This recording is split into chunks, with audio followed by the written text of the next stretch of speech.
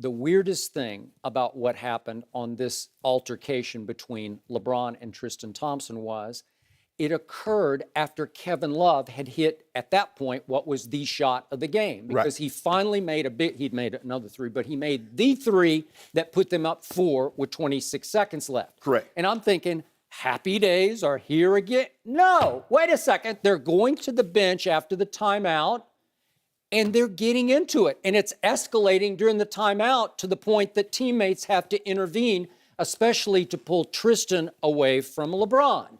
And remember, they're close friends. They do socialize. Rich Paul, who's LeBron's guy, represents Tristan. And, and it was thanks to LeBron that Tristan got a big new deal. Correct. You know, and he should have gotten a big new deal because he's that valuable to his team. He is. And I've been around Tristan enough to tell you, he's a really straight shooter. He's a guy who speaks from his heart.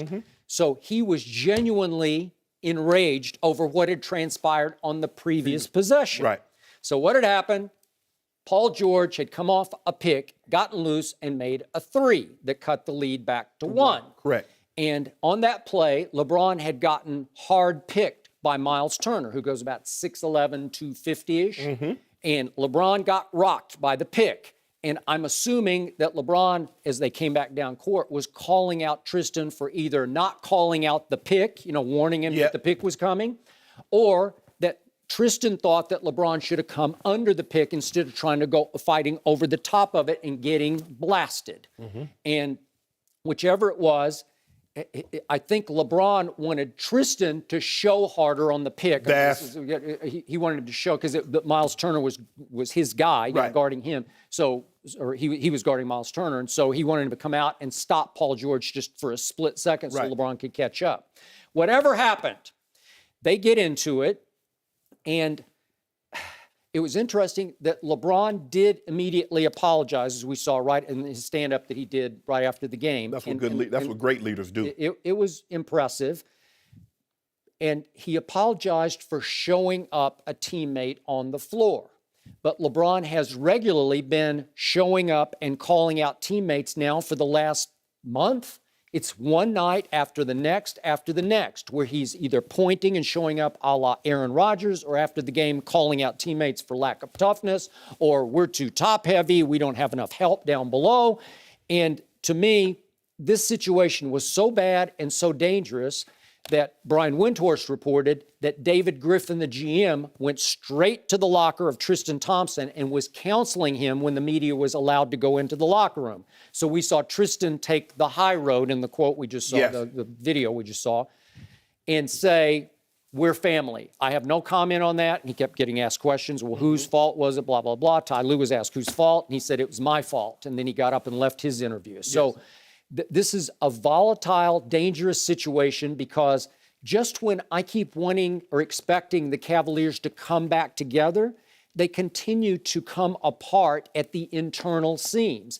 And Tristan is such a good guy that I was shocked that he would blow up at LeBron James during a game in full view of the stands and the TV cameras after the shot of the game was hit and it appeared the game was finally over in their favor. Skip, I'm not surprised any of this happened because what we're seeing now is that the Cavs have a heightened sense of urgency.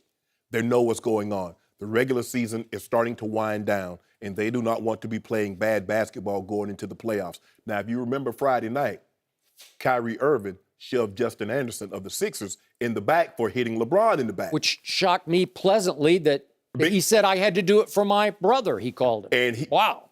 He publicly said, yeah, I did it. Basically said, I did it on purpose because they taking shots at him. That's a good sign. So now if you take shots at our guys, we're going to take shots at yours. Okay. So the Cavs, I don't know why that they're just starting to realize this, Skip, and it happened when we won the Super Bowl.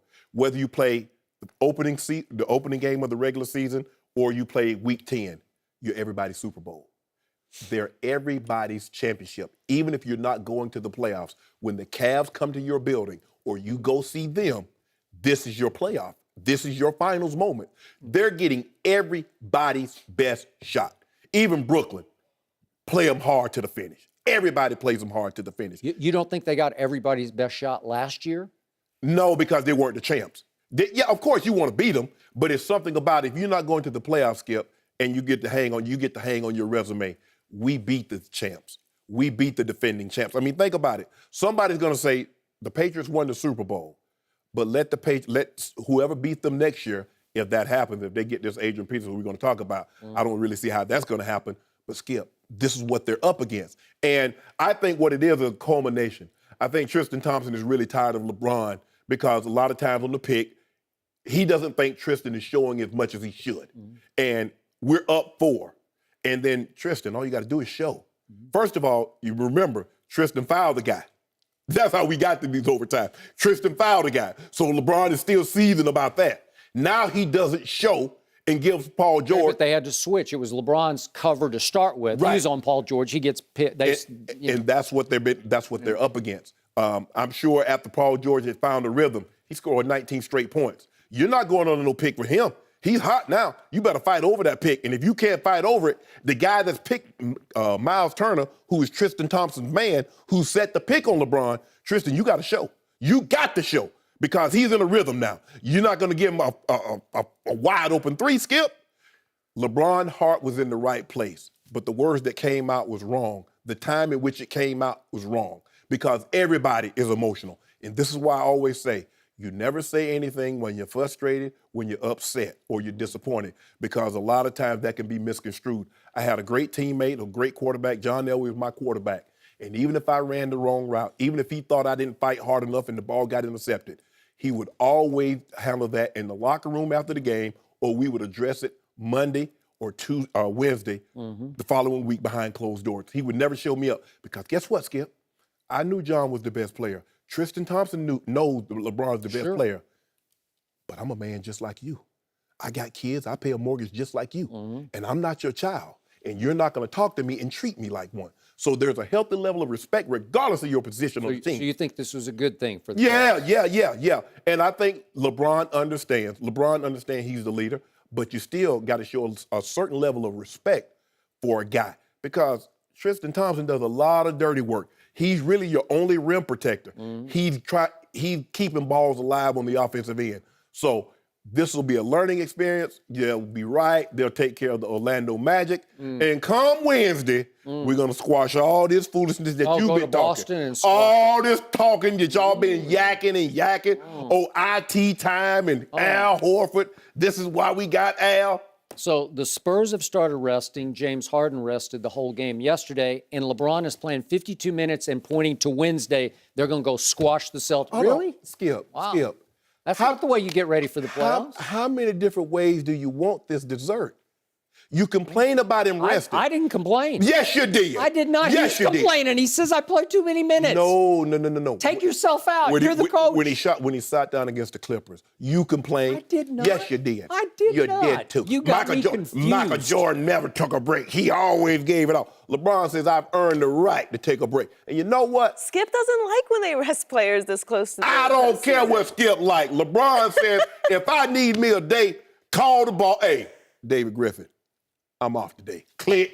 You know what? He should be off against Orlando. It's tomorrow night. No, right? We don't take. Just take it off. It's coming playoff time. I'm okay with that. First of all, think about it, Skip. Kevin Love has missed a substantial amount of time. Kyrie had the hamstring injury. He missed time. J.R. Smith missed 2 months.